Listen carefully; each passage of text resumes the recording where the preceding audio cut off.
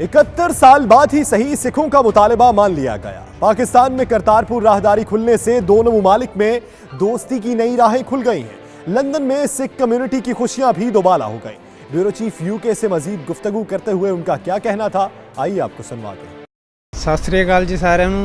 ਅਸੀਂ ਧੰਨਵਾਦ ਕਰਦੇ ਹਾਂ ਪਾਕਿਸਤਾਨ ਸਰਕਾਰ ਤੇ ਇੰਡੀਆ ਸਰਕਾਰ ਦਾ ਕਿ ਜਿਹੜਾ ਉਹਨਾਂ ਨੇ ਕਰਤਾਰਪੁਰ ਲਾਂਘੇ ਦਾ ਜਿਹੜਾ ਬਾਰਡਰ ਖੋਲ੍ਹਿਆ ਹੈ। ਪ੍ਰਾਈਮ ਮਿਨਿਸਟਰ ਇਮਰਾਨ ਖਾਨ ਉਹਨਾਂ ਦਾ ਇਮਾਮ ਦਾ ਸਾਰਿਆਂ ਨੇ ਮਿਲ ਕੇ ਜੋ ਕੰਮ ਕੀਤਾ ਹੈ, ਸ਼ਾਇਦ ਹਿਸਟਰੀ ਵਿੱਚ ਅੱਜ ਤੱਕ ਇਹੋ ਜਿਹਾ ਕੰਮ ਹੋਇਆ ਨਹੀਂ। ਅਸੀਂ ਸਭ ਦਾ ਬਹੁਤ ਧੰਨਵਾਦ ਹਾਂ, ਬਹੁਤ ਅੱਛਾ ਕੰਮ ਕੀਤਾ ਹੈ। ਅੱਗੋਂ ਪਰਮਾਤਮਾ ਅਰਦਾਸ ਕਰਨੇ ਆ, ਅਲੱਗ ਅਰਦਾਸ ਕਰਨੇ ਆ, ਇਸ ਦਾ ਪਿਆਰ ਹੋਰ ਵਧੇ, ਇੱਕ ਕੰਟਰੀ ਇੱਕੋ ਜੁੜਨ ਤਾਂ ਕਿ ਅਸੀਂ ਖੁਸ਼ੀਆਂ ਦੇ ਇਹ ਗੇੜੇ ਖੇੜੇ ਜਿਹੜੇ ਹਨ ਦੇਖਦੇ ਰਹੀਏ। ਦੀਆਂ ਸੰਗਤਾਂ ਵੱਲੋਂ ਤੇ ਪੂਰੀ ਸਿੱਖ ਕੌਮ ਨੂੰ ਇਸ ਚੀਜ਼ ਦੀ ਬਹੁਤ ਵਧਾਈ ਹੈ। ਪੂਰੇ ਵਿਦੇਸ਼ਾਂ ਵਿੱਚ ਵਸਦੇ ਸਿੱਖ ਕੌਮ ਨੂੰ ਜਿਨ੍ਹਾਂ ਲਈ ਕਰਤਾਰਪੁਰ ਸਾਹਿਬ ਦਾ ਲਾਂਘਾ ਖੁੱਲ੍ਹ ਗਿਆ।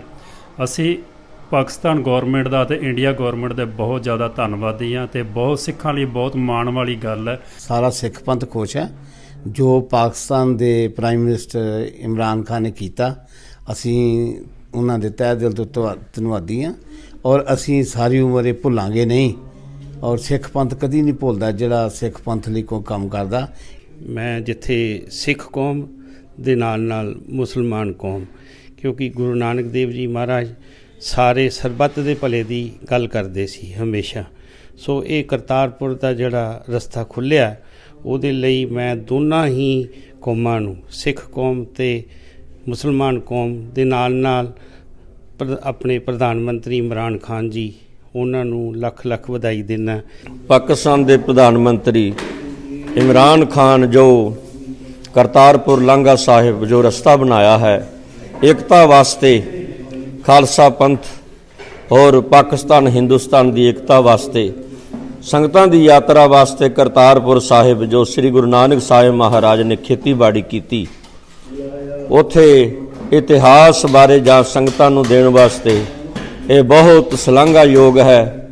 ਇਹ ਜੋ ਪਰਉਪਕਾਰ ਕੀਤਾ ਹੈ, ਸਤਿਗੁਰੂ ਜੀ ਕਿਰਪਾ ਕਰਨ, ਇਹਨਾਂ ਦੀਆਂ ਆਸਾਂ ਮਨਸਾਂ ਪੂਰੀਆਂ ਕਰਨ। ਬਹੁਤ ਬਹੁਤ ਮਿਹਰਬਾਨੀ, ਬਹੁਤ ਧੰਨਵਾਦ ਪਾਕਿਸਤਾਨ ਸਰਕਾਰ ਦਾ ਔਰ ਪਾਕਿਸਤਾਨ ਦੇ ਜਿਹੜੇ ਫੌਜ ਦੇ ਚੀਫ ਨੇ ਉਹਨਾਂ ਦਾ ਔਰ ਸਿੱਧੂ ਸਾਹਿਬ ਦਾ। ਅਸੀਂ ਸਾਰਿਆਂ ਦਾ ਧੰਨਵਾਦੀ ਹਾਂ ਜੀ। ਇਹ ਖਾਸ ਕਰਕੇ ਇਮਰਾਨ ਖਾਨ ਦਾ।